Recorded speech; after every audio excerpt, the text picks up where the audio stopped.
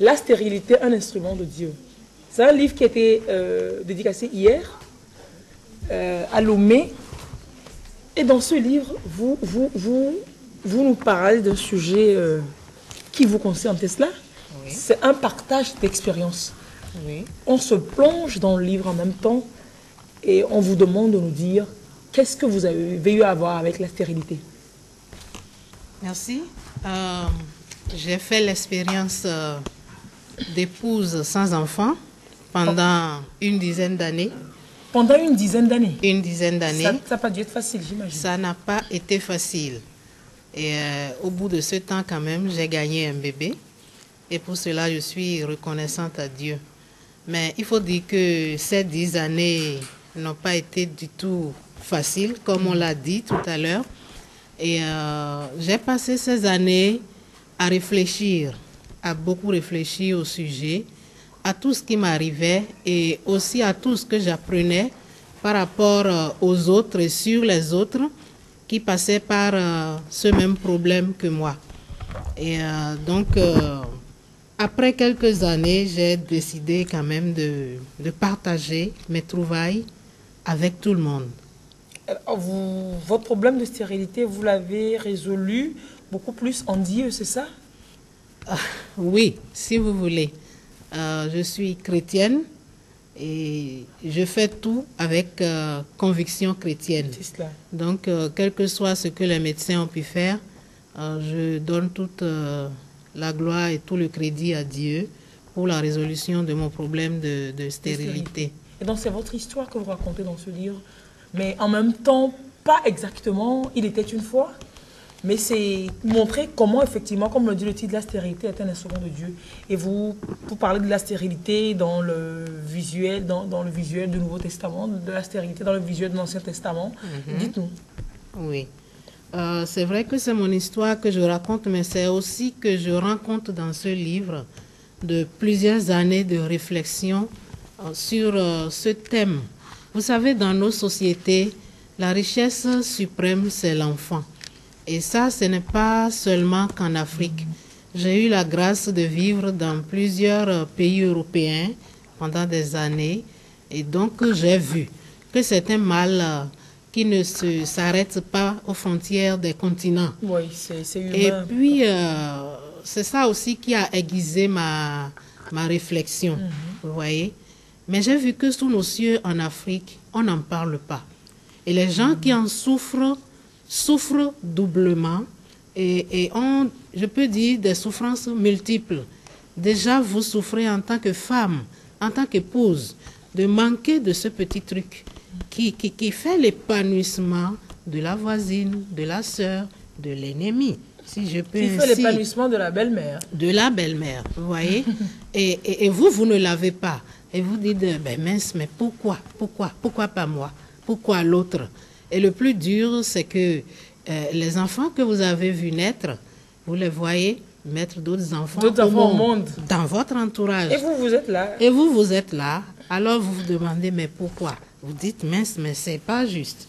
Donc j'ai longtemps réfléchi. Et l'autre problème, c'est que personne n'en parle. Et quand on veut en parler, c'est pour en rapporter les conséquences négatives. Ou bien vous recevez les sarcasmes des autres, et ainsi et plein de trucs. Et finalement, j'ai dit, mais ça, c'est pas bien. Il faut qu'on crève l'abcès, qu'on lance le débat. Alors, j'ai écrit mon livre pour ouvrir le débat, à tous les niveaux. Voilà un peu ce qui m'a poussé à écrire ce livre et ce qu'il y a dedans.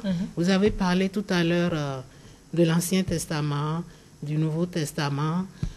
J'ai abordé la réflexion sous cet angle parce que, je vous l'ai dit tout à l'heure, je suis croyante, très fortement croyante.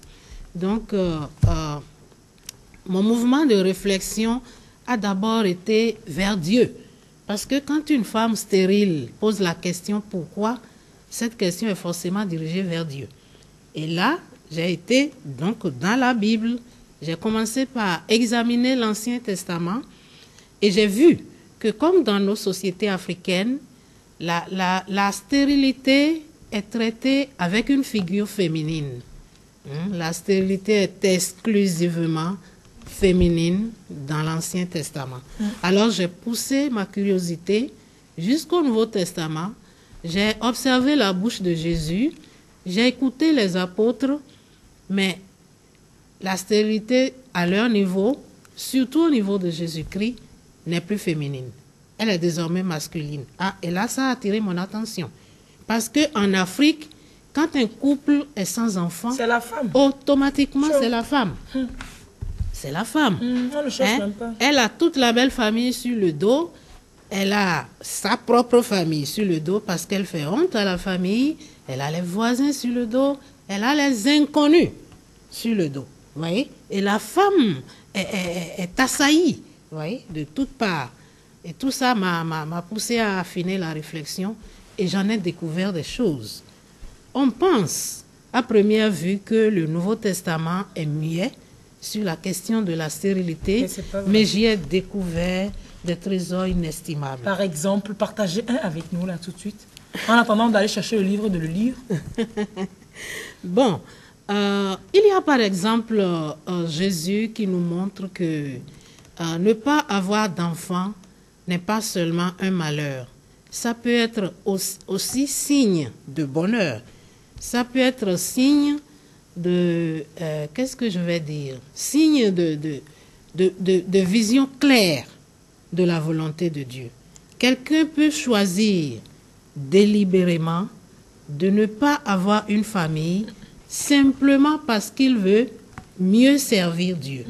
Et ça, c'est quelque chose qu'on ne nous enseigne pas. Parce que... mais on vit ça. Quand on voit les prêtres, normalement, on se dit... voilà. Oui, les prêtres ont la chance, la grâce d'être habillés. Et déjà, on les voit comme une catégorie. On n'a même pas besoin d'être prêtre avant de décider de consacrer sa vie à Dieu. Et ça, nous l'avons appris dans la bouche du Seigneur Jésus, qui en réalité nous a parlé de 3 types d'hommes stériles. Il y a ceux qui le sont naturellement. Et eux, ils ont été créés comme ça. Jésus a dit, depuis le ventre de leur mère. On ne prend pas garde à ces gens. Et ils sont dans la société avec nous. Comment est-ce qu'ils vivent cette situation? Personne ne se pose jamais de questions à leur sujet. Maintenant, il y a les eunuques. C'est vrai qu'on en a de moins en moins quand même de nos jours, castrés, qui ont été rendus tels par la volonté de certains hommes. Mais il y a également maintenant la 3e catégorie par laquelle j'ai commencé, ceux qui décident volontairement de se rendre ainsi pour l'amour supérieur du royaume de Dieu. Dans cette catégorie, vous aurez l'apôtre Paul et le Seigneur Jésus lui-même. C'est cela.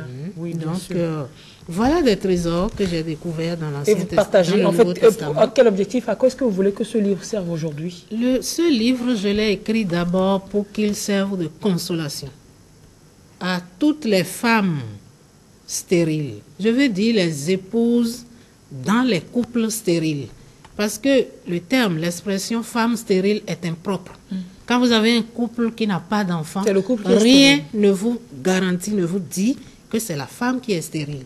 Donc, ces femmes, dans ces couples-là, qui souffrent, je le sais, je voudrais que ce livre leur serve de consolation. J'ai aussi un deuxième objectif. Toutes les personnes en position de devoir accompagner d'autres personnes vivant ce problème, je les encourage fortement à prendre ce livre parce qu'ils y trouveront des ressources dans ce livre. Mais je veux dire aussi à toutes les personnes qui pensent qu'ils n'ont pas ce problème et qu'ils n'ont personne à côté à conseiller, de lire le livre. Parce qu'on en croise toujours un jour ou l'autre. Un voisin, un inconnu. Un inconnu dans un rôle d'aéroport quelque part. Que vous surprenez en pleurs, avec des chaudes larmes. Que vous pourrez consoler. Oui. Donc ce livre est pour tout le monde finalement. C'est cela. Pour trouver des richesses afin d'aborder le sujet. Mais j'ai aussi envie de souligner que l'Église, les responsables à divers niveaux et tous les membres des églises sont également encouragés à lire ce livre parce que l'Église ne donne pas forcément tout l'accompagnement que le fidèle stérile attend de sa communauté. C'est cela. Et j'ai été amenée à comprendre que, en réalité, l'Église aussi manque de ressources. C'est peut-être prétentieux de ma part de dire la chose en ces termes, mais n'oubliez pas que je l'ai vécu pendant 10 années. Donc, je sais de quoi je parle. Alors, on trouve le livre où déjà? Ce livre, vous pouvez l'avoir, vous permettez, Oui. à SBTAO. Au SBTAO, voilà. Oui, et vous pouvez l'avoir à STAO aussi. Mais notre... SBTAO, c'est Novici, hein, Oui. l'école supérieure baptiste à Novici. L'STAO, c'est à Tikoumé. Voilà. Oui. Et notre représentant ici, c'est le pasteur L'Avenir, joignable au 90 28 21 21. 90 28 21 21. Oui, Un numéro, ça suffirait, sinon on se perdrait, on ne retiendrait aucun des numéros. D'accord. Donc, où on va à l'STAO, où on va à l'SBTAO, oui. et où on appelle le 90. 90 82 21 21. 90 82 21 21. Et vous trouverez cet ouvrage, La stérilité, un instrument de Dieu, à combien? Oh, c'est pas cher du tout, c'est à 2500. C'est à 2500 francs, avec tous les enseignements qu'il y a là-dedans. C'est un instrument à avoir forcément avec soi. C'est comme, je sais pas, c'est comme la pierre noire que chacun devrait avoir sur soi en cas de meurtre. C'est un instrument à avoir. La stérilité, un instrument de Dieu. Recherchez ce livre à l'STAO et à l'SBTAO au 90 82 21 21. 90 82 21 21. Allez, merci beaucoup Madame Jocelyne Aroga d'être passée sur notre plateau, partager cette expérience avec nous. Très belle journée à vous. À plus tard.